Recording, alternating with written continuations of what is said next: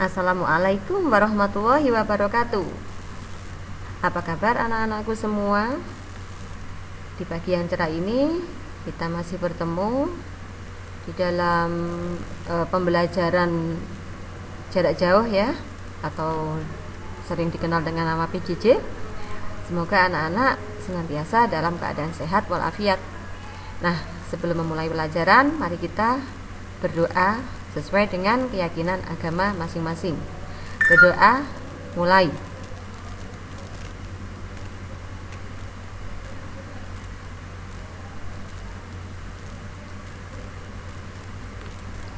Berdoa selesai. Pada pertemuan pagi kali ini, kita akan membahas materi tentang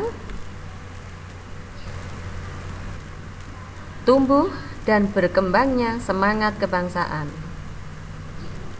Anak-anakku, pada awalnya kedatangan bangsa Barat ke Indonesia disambut baik oleh masyarakat. Akan tetapi, lama-kelamaan sikap mereka menjadi tidak baik kepada bangsa Indonesia.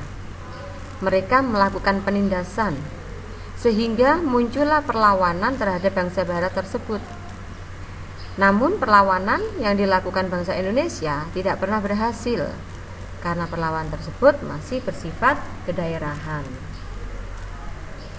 Sampai tumbuh dan berkembangnya semangat kebangsaan yang diawali dari Sumpah Pemuda.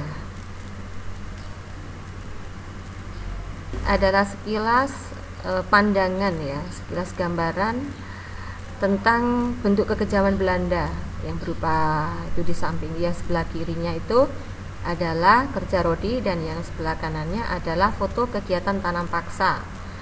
Kerja rodi ini diperintahkan oleh pemerintah Belanda kepada bangsa Indonesia untuk membangun jembatan, membangun jalan raya, kemudian juga membuat jalur kereta api.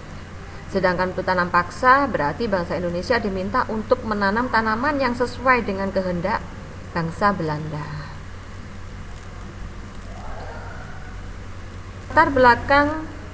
Latar belakang munculnya nasionalisme Indonesia. Nasionalisme di Indonesia muncul disebabkan adanya faktor dari dalam dan luar negeri. Kalau yang dari dalam negeri misalnya penderitaan rakyat, perasaan senasib dan sepenanggungan, juga kegagalan perjuangan kedaerahan. Sedangkan faktor dari luar negeri misalnya munculnya paham yang baru, pan-islamisme, nasionalisme, sosialisme, liberalisme, juga demokrasi. Dan juga peristiwa kemenangan Jepang atas Rusia. Berkembangnya nasionalisme di berbagai negara ini juga menjadi latar belakang munculnya nasionalisme di Indonesia yang dari luar negeri ya. Berikutnya kita bahas satu persatu. Untuk faktor dari dalam negeri misalnya penderitaan rakyat. Bangsa Indonesia merasakan penderitaan yang dilakukan oleh penjajah, diantaranya kegiatan tanam paksa, kerja rodi, dan juga diambilnya atau dihabiskan ya, diambil harta bendanya bangsa kita ini. Nah, ini membuat penderitaan. Nah, penderitaan ini mendorong semangat kebangsaan ya. Kemudian rasa senasib dan sepenanggungan. Jadi sama-sama dijajah, sama-sama ditindas oleh bangsa asing, ini mendorong tekad untuk menghimpun kebersamaan. Juga kegagalan perjuangan kedaerahan. Dalam melawan penjajah, awalnya bangsa Indonesia melakukan secara kedaerahan sehingga mengalami kegagalan. Tentunya ini contohnya anak-anak masih ingat ya, ada perang di Ponorogo gitu ya, ada perang Puputan di Bali. Nah, ini sifatnya masih kedaerahan.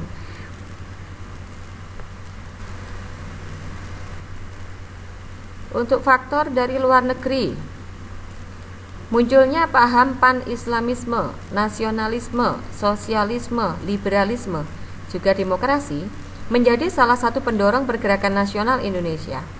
Paham-paham tersebut mengajarkan bagaimana langkah-langkah memperbaiki kondisi kehidupan bangsa Indonesia. Kemenangan Jepang atas Rusia pada tahun 1905. Tentara Jepang berhasil mengalahkan Rusia dan menjadi inspirasi negara-negara Asia yang lain. Jadi karena sesama Asia ya, jadi bangsa kita juga merasa Jepang itu orang Asia, buktinya mampu mengalahkan mereka ya.